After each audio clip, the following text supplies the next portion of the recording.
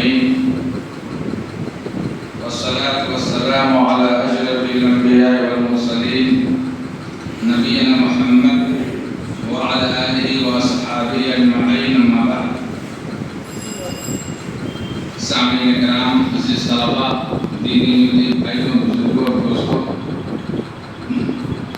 کتاب الوصول الثلاثہ وأدلتها جو شیخ الاسلام محمد بن عبد الوہاب کی کتاب ہے، یعنی دین کے 3 اہم اصول، درس کا جو سلسلہ چل رہا ہے، آج 6واں درس ہے، اور دین کے جو 3 اہم اصول بیان کیے جا رہے ہیں، اللہ کی معرفت، دین کی معرفت پچھلے درس میں بتایا گیا.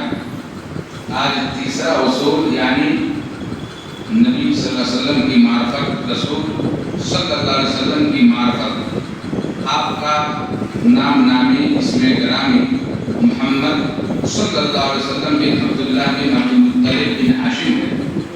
بنی ہاشم قبیلہ قریش سے، اور قریش عرب سے، اور عرب حضرت اسماعیل بن ابراہیم خلیل اللہ علیہ السلام کی اولاد سے، یعنی نبی کریم صلی اللہ علیہ وسلم کا پورا نام محمد بن عبداللہ بن عبد المطلب بن ہاشم ہے.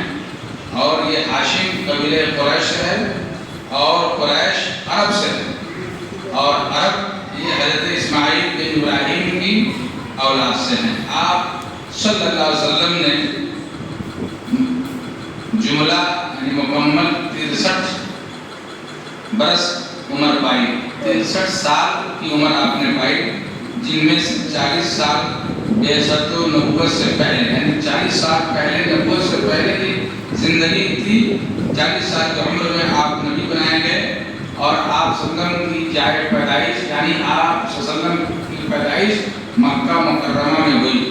آپ صلی اللہ علیہ وسلم کو نزول اقرأ بسم ربک الذی خلق کے ساتھ شرف نبوت حاصل ہوئی، یعنی سب سے پہلی جو آیت نازل ہوئی نبی کریم صلی اللہ علیہ وسلم پر وہ ہے اقرأ بسم ربک الذی خلق.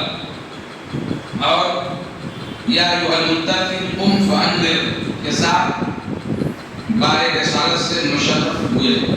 اللہ تعالیٰ نے آپ صلی اللہ علیہ وسلم کو شرک سے ڈرانے اور توحید کی دعوت دینے کے لیے مبعوث فرمایا، یعنی آپ صلی اللہ علیہ وسلم کو نبی جو بنا کر بھیجا گیا تھا، اس مقصد کے تحت آپ لوگوں کو توحید کی دعوت دے، شرک سے روکے لوگوں کو.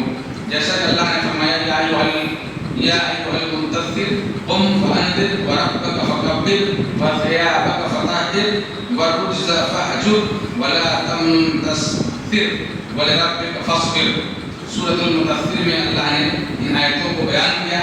اے اوڑھ لپیٹنے والے اٹھو، یعنی چادر لپیٹ کر سونے والے اٹھو، اور خبردار کرو، لوگوں کو جگاؤ، اور اپنے رب کی بڑائی کا اعلان کرو، اپنے رب کی بڑائی بیان کرو، اور اپنے کپڑے پاک رکھو. اللہ تعالیٰ نے نبی کریم صلی اللہ علیہ وسلم کو اپنے کپڑے پاک رکھنے کی کا بھی حکم دیا، اور گندگی سے دور رہو، اور احسان نہ کرو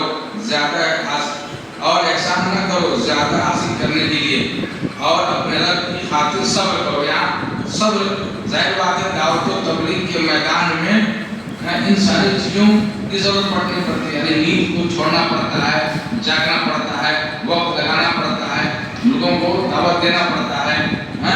اس راہ میں تکبر، گھمنڈ، غرور سے بچنا ہوتا ہے. اسی طرح سے پاکی اور صفائی کا زیادہ خیال رکھنا پڑتا ہے.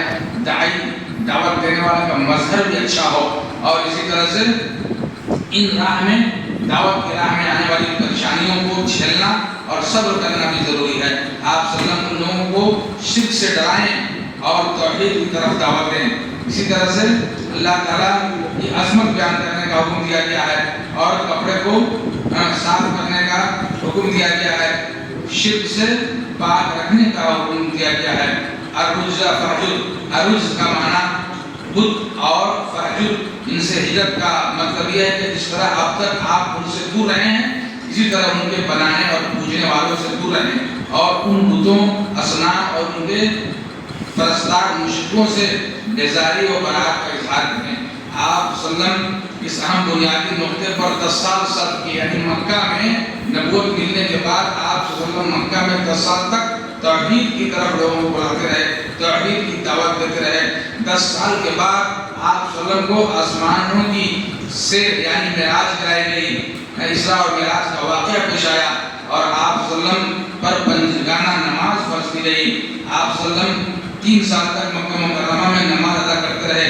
اس کے بعد آپ صلی اللہ علیہ وسلم کو مدینہ منورہ کی طرف ہجرت کر جانے کا حکم مل گیا اور بلد شرک سے بلد اسلام کی طرف منتقل ہو جانے کا نام ہجرت ہے۔ اور یہ بلد شرک سے بلد اسلام کی طرف ہجرت اور نقل مکانی کرنا اس امت محمدیہ پر فرض ہے اور یہ فریضہ قیامت تک باقی ہے۔ اس بات کی دلیل اللہ نے قرآن کے اندر ارشاد فرمایا ان الذین توفاهم الملائکۃ ظالمی انفسہم قالوا فیما کنتم قالوا کنا مستضعفین فی الارض قالوا الم تکن ارض اللہ واسعہ فتہاجروا فیہا فاولئک مأواہم جہنم وساءت مصیرا۔ اللہ تعالیٰ نے سورہ نساء کے اندر ارشاد فرمایا جو لوگ اپنے نفس پر ظلم کر رہے تھے ان کی روحیں جب فرشتوں نے قبض کی تو ان سے پوچھا کہ یہ تم کس حال میں مبتلا تھے؟ انہوں نے جواب دیا کہ ہم زمین میں کمزور اور مجبور تھے۔ فرشتوں نے کہا کہ اللہ تعالیٰ کی زمین وسیع نہ تھی کہ تم اس میں ہجرت کرتے، یہ وہ لوگ ہیں جن کا ٹھکانہ جہنم ہے اور وہ بڑا ہی برا ٹھکانہ ہے۔ ہاں جو مرد عورتیں اور بچے واقعی بے بس ہیں اور نکلنے کا کوئی راستہ اور ذریعہ نہیں پاتے، بعید نہیں کہ اللہ انہیں معاف کر دے۔ اللہ بڑا معاف کرنے والا اور درگزر کرنے والا ہے۔ اللہ تعالیٰ نے فرمایا یا عبادی الذین آمنوا ان ارضی واسعہ فإیایا فاعبدون۔ اے میرے بندو جو ایمان لائے ہو میری زمین وسیع ہے، کشادہ ہے، بس تم میری ہی بندگی کرو۔ امام بغوی رحمۃ اللہ علیہ نے اس آیت کے شان نزول کے بارے میں کہا یہ آیت ان مسلمانوں کے بارے میں نازل ہوئی جو مکہ شریف میں رہ گئے اور جنہوں نے ہجرت نہ کی۔ اللہ تعالیٰ نے انہیں ایمان کے نام سے ندا کی آواز دی اور پکارا ہے۔ حدیث میں ہجرت کی دلیل نبی کریم صلی اللہ علیہ وسلم کا یہ ارشاد گرامی ہے لا تنقطع الهجرة حتى تنقطع التوبة ولا تنقطع التوبة حتى تطلع الشمس من مغربها۔ جب تک توبہ دروازہ بند نہیں ہو جاتا تب تک ہجرت کا سلسلہ منقطع نہیں ہوگا، جبکہ توبہ کا دروازہ اس وقت تک بند نہیں ہوگا جب تک سورج مغرب سے طلوع نہیں ہوتا۔ یعنی قیامت کی بڑی نشانیوں میں سے ہے کہ سورج مغرب سے طلوع ہوگا، جب مغرب سے طلوع ہوگا تو توبہ کا دروازہ بند ہو جائے گا، جب توبہ کا دروازہ بند ہو جائے گا تو ہجرت بھی بند ہو جائے گا۔ آپ صلی اللہ علیہ وسلم نے مدینہ منورہ میں اپنے قدم خوب جما لیے۔ آپ صلی اللہ علیہ وسلم کو بقیہ احکام و شرائع مثلا زکوٰۃ، روزہ، حج، اذان، جہاد، امر بالمعروف اور نہی عن المنکر کا حکم دیا گیا اور ان امور پر آپ صلی اللہ علیہ وسلم نے 10 برس گزارے، تب آپ صلی اللہ علیہ وسلم نے وفات پائی، مگر آپ صلی اللہ علیہ وسلم کا دین قیامت تک باقی رہے گا۔ یعنی 10 سال کیا کہتے ہیں کہ آپ کل 23 سال تک نبوت کے مقام پر فائز رہے، 40 سال کی عمر میں نبی بنا کر بھیجے گئے اور 63 سال کی عمر پا کر آپ اس دنیا فانی سے رحلت فرما گئے۔ صلی اللہ علیہ نبینا محمد وعلی آلہ وصحبہ اجمعین۔ اللہ تعالیٰ سے دعا